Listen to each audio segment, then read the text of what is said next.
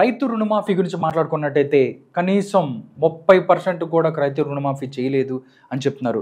ఎవరైతే జర్నలిస్టులు అయితే వెళ్ళి అక్కడ ఎవరైతే మాట్లాడుతున్నారో కాంగ్రెస్ పార్టీ జర్నలిస్టులని వేధిస్తుంది, వాళ్ళని కొడుతున్నారు అని చెప్పి కూడా చాలా మాట్లాడే ప్రయత్నం. రుణమాఫీ గురించి రుణమాఫీ అనేది ఈ బీఆర్ఎస్ నాయకులను నమ్ముకొని ఈ పిచ్చిన కొడుకులు పిచ్చి కుతలు కూస్తున్నారండి. వాళ్ళ అమాయంలో జరగలేదు, మా అమాయంలో జరిగిందని 50% మాఫ్ అయింది సార్. నేను డ్యామ్ షూర్ గా చెప్తున్నా. 1800 కోట్లు ఈ రోజు రుణమాఫీ జరిగింది. ఇంకా 1200 కోట్లు ఉన్నాయని తుమ్మల నాగేశ్వరరావు గారు కూడా చెప్పిండ్రు. నిజంగా 50% మనుషులు గారా? తెలంగాణలో రైతులు కాదా వాళ్ళు?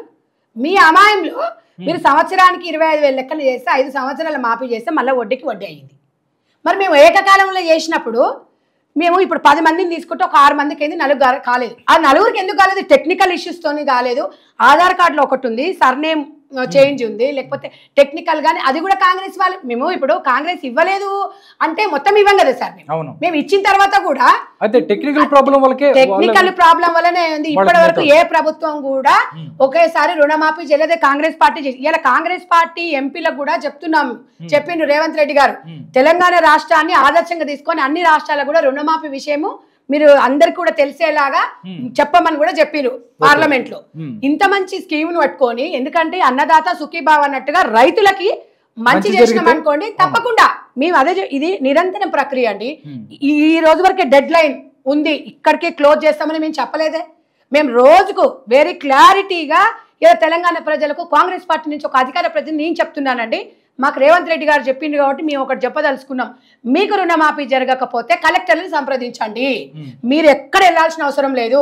కలెక్టర్లు ప్రతి ఒక్కరు కూడా ఫిర్యాదు తీసుకుంటున్నారు. సపరేట్ ఒక గ్యాలరీ ఏర్పాటు చేసిండ్రు. కాబట్టి ఈ పిచ్చి కుక్కలను నమ్ముకొని, బీఆర్ఎస్ నమ్ముకొని నట్టెట్ల ముంస్తే మళ్ళా చివరికి ఇల్లాగమవుతుంది. వాళ్ళ మాట మీరు పట్టుకోకూరు. ఎందుకంటే రుణమాఫీ అయింది అనుకోండి, అదే బీఆర్ఎస్ కు ఒక్కడు కూడా కార్డు వేసుకోనికి ఉండడు. ఇంకేం కావాలండి చెప్పండి. ఇప్పుడు రైతు బంధు కూడా మేము ఎందుకు అది ఇంకా మేము ఎందుకు పెండింగ్ పెడుతున్నామంటే నిజమైన అరువులకు ఇవ్వాలి. ఇప్పుడు 100 ఎకరాలు ఉన్నోడు, 50 ఎకరాలు ఉన్నోడు, వెంచర్లు వేసుకున్నాడు, ఇల్లు కట్టుకున్నాడు, అవన్నీ ఉన్నోడికి ఎట్లా రుణమాఫీ ఇస్తాం మీరు చెప్పండి? నిజమైన అరువుకి పేదవాడికి దక్కాలి 10 రూపాయలు. మేము 15,000 ఎందుకని చెప్పాము? వీడు ఉన్నోని దగ్గర కొట్టి లేనోడికి పెట్టాలని ఆలోచన. మీరేమో లేనోని దాంట్లో నోట్ల మట్టి పోసి ఉన్నోని దాంట్లో తీసుకుపోయి దగ్గర పెట్టుకురు మీరు. ఇప్పుడు మల్లారెడ్డి ఉన్నాడు, మల్లారెడ్డికి 200-300 ఎకరాల భూమి ఉంది, వాడికి రైతు బంధు అవసరం అంటారా? మేము ఇయ్యం మరి అట్లా. ఏమో పాపం చిన్నకారు సన్నకారు రైతులకు, బడు బలహీనమైన వర్గాల రైతులకి న్యాయం జరగాలి. లేట్గా అయినా లేటెస్ట్ గా చెయ్యాలి ఒక ప్రక్రియ. ఏమండి వచ్చి 8 నెలలు అయింది, అన్ని ఒకసారి ఎలా చేస్తాం మీరు కూడా చెప్పండి. తెలంగాణ ప్రజలు కూడా మీరు ఒకసారి ఆలోచించాలి. 1 by 1 సంక నాకిచ్చిపోయారు తెలంగాణని. ₹1 లేకుండా బడ్జెట్, ₹1 లేకుండా 2 లక్షల కోట్లని 7 లక్షల కోట్లు అప్పు చేసిపోయారు. అయినా మీ మాట ఇచ్చినాం, ప్రజలకు చేస్తామని మేము హామీ ఇస్తున్నాము. మాకు ఇంకా అవకాశం ఉంది. 10 సంవత్సరాల మీ ఒక్కడు కూడా ఏం పీకలేకపోయినరు మీరు. మేము చేసి చూపిస్తాము. మేము చేసి చూపించకపోతే, మా పాలన నచ్చకపోతే ప్రజలే మనం తిరస్కరిస్తారు కదా. కాదండి, మీరు ఏం చేస్తున్నారు అసలుకి? బీఆర్ఎస్ పార్టీని అసలు మీరు కొట్టే దెబ్బలకి మొత్తాన్ని జనాన్ని తీసుకొని ఎమ్మెల్యేలు అందరూ మీలో కలుపుకున్నారు. ఇక్కడ చూస్తే హైదరాబాద్కి సంబంధించి జిహెచ్ఎంసీ ఎలక్షన్స్లో బీఆర్ఎస్ పార్టీని లేకుండా చేయడానికి ప్లాన్ చేస్తున్నారు. రేవంత్ రెడ్డి గారు మాత్రం ఢిల్లీలోంచి బీఆర్ఎస్ పార్టీ బీజేపీలో విలీనం కాబోతుంది, గవర్నర్ పదవి కేసీఆర్కి వస్తుంది, హరీష్ రావు ప్రతిపక్ష నాయకుడు అవుతాడు, కేటీఆర్కి కేంద్ర మంత్రి పదవి వస్తుంది. అంటే బీఆర్ఎస్ పార్టీ అంతా మూసేసుకునేదాకా వదిలిపెట్టరా మీరు? వదిలిపెట్టమండి, వదిలిపెట్టాం. తెలంగాణకి రాష్ట్రానికి ఇవాళ పీడ విలీడు కావాలంటే బీఆర్ఎస్ పార్టీని బొందబెట్టాలి. బీజేపీ జాతీయ పార్టీలో ఉండాలి, అప్పుడే బాగుంటది. లేకపోతే ఈ చీడ పురుగులు అంటారు, ఇప్పుడు చేన్లకు చీడ పురుగు పడుతుంది చూడండి, ఇగో గిట్లా అటు కాని వాళ్ళకి ఇట్లా మాట్లాడుతున్నారు. ఇన్ని కళ్ళ ముందు జరుగుతున్నా కూడా మాట్లాడతారు, తప్పైందంటారు, మాట్లాడతారు, తప్పైందంటారు. కాబట్టి ఇలాంటి వాళ్ళకి మనము బుద్ధి చెప్పాలంటే తెలంగాణ ప్రజలే బుద్ధి చెప్తారు అనేది ఇలా కాంగ్రెస్ పార్టీ ఎదురు చూస్తుంది. ఎందుకంటే అంటే బీజేపీలో విలీనం చేస్తే కవిత గారికి బెయిల్ కూడా ఇస్తుంది అని చెప్తున్నారు. కవిత గారికి బెయిల్ ఇచ్చిన తర్వాత బీజేపీ బీజేపీలో విలీనమైనప్పుడు అక్కడ ఉన్న ఎవరైతే క్యాండిడేట్ నిలబడతాడో, ఎవరికి ఓటేయాలో తెలంగాణ ప్రజలకు తెలుసు. మనం చెప్పుకోక్కర్లేదు, మనకైనా చాలా తెలివిమంతులు తెలంగాణ ప్రజలు. కాబట్టే ఈరోజు 5 మంది 6 మంది ఉన్న కాంగ్రెస్ పార్టీని ఇలా 62 సీట్లు 64 సీట్లు ఇచ్చి పూర్తి అధికారం మాకు ఇచ్చిండ్రు. ఇంతకన్నా ఏం కావాలి చెప్పండి.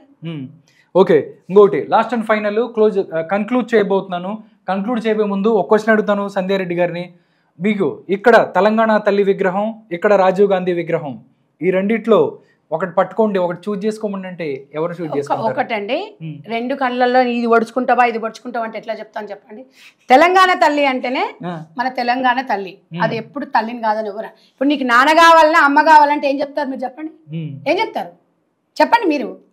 ఎవరు కావాలని చెప్తారు? మరి మేము అదే చెప్తున్నాము. దాంట్లో ఇంకా ప్రత్యేకత ఏముంది చెప్పండి? ఇది మాకు ఇవాళ స్వాతంత్రం వచ్చి ఇన్ని సంవత్సరాలు అయ్యింది. ఇవాళ రాహుల్ గాంధీ గారు రాజీవ్ గాంధీ గారు చేసింది ఏంది అనేది తెలంగాణ ప్రజలకు తెలుసు. తెలంగాణ తల్లి విగ్రహం పెట్టాలి సెక్రటేరియట్ లో, మీరు తీసుకొచ్చి ఎక్కడో రాజీవ్ గాంధీ విగ్రహం పెడతారు, ఎందుకు పెడతారు? తెలంగాణ తల్లి విగ్రహం లేదు, ఓన్లీ రాజీవ్ గాంధీ అనేది అవివేకం వాళ్ళది. అవన్నీ పిచ్చి మాటలకు సమాధానం చెప్పాల్సిన అవసరం లేదు సార్. మాకు రెండు ఒకటే, రెండు సమానమే. ఇప్పుడు రాజకీయమే, ప్రతి ఒక్కటి రాజకీయం అండి బాబు. నీ దగ్గర మ్యాటర్ లేదు, నువ్వు ఇంట్లో కూర్చుంటే నేను ఎవరు గుర్తిస్తాడు?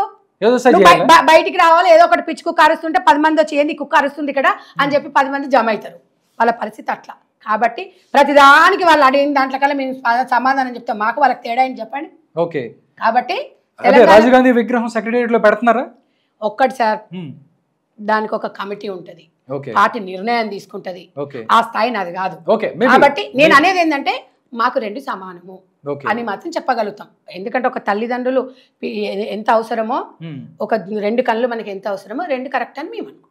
మేడం, చివరిగా ఏం చెప్పాలనుకుంటున్నారు? బీఆర్ఎస్ లీడర్స్ కానీ ఏదైతే హైడ్రాకి సంబంధించి, ఏదైతే కూల్చివేతలకు సంబంధించి ఎవరైతే ఆందోళన ఉన్న వాళ్ళకి మీరేం చెప్పాలనుకుంటున్నారు? ఒక్కటే చెప్తున్నా, మహిళలతో మాట్లాడేటప్పుడు ఒళ్ళు దగ్గర పెట్టుకోవాలి. కేటీఆర్ కుటుంబానికి, బీఆర్ఎస్ నా కొడుకులకి. ప్లస్ వచ్చేసి రుణమాఫీ గురించి తెలివి ఉంటేనేమో వచ్చి కరెక్ట్ అక్కడ చూసి నేర్చుకోండి, లేకపోతేనేమో తెలుసుకోవడానికి ప్రయత్నం చేయండి, లేకపోతే మూసుకొని ఉండండి. ఇక్కడ రైతులని, తెలంగాణ ప్రజలని, వాళ్ళని కన్ఫ్యూజ్ చేసే రీతిలో మాట్లాడితే కర్రగాల్చి వాత పెడతాం కాంగ్రెస్ పార్టీ. తర్వాత ఇప్పుడు హైడ్రాదాన్ గురించి చట్టం తన పని తను చేసుకుంటూ పోతుంది. ప్రజల ప్రాపర్టీని కాపాడాల్సిన బాధ్యత కాంగ్రెస్ పార్టీ ఉంది కాబట్టి డెఫినెట్ గా తన పని తను చేసుకుంటూ పోతుంది. ఎవరికి చుట్టాలు గారు, ఎవరి చట్టానికి ఎవరు చుట్టాలు గారు. ఈ రోజు సస్యశ్యామల తెలంగాణ తీసుకురావాలంటే కాంగ్రెస్ పార్టీ నుంచే, ఇచ్చింది మేమే కాబట్టి దాన్ని సాకారం చేయాలంటే కాంగ్రెస్ పార్టీ నుంచి అని చెప్పి నేను ఈ భారతీయ మీడియా నుంచి చెప్తున్నాను.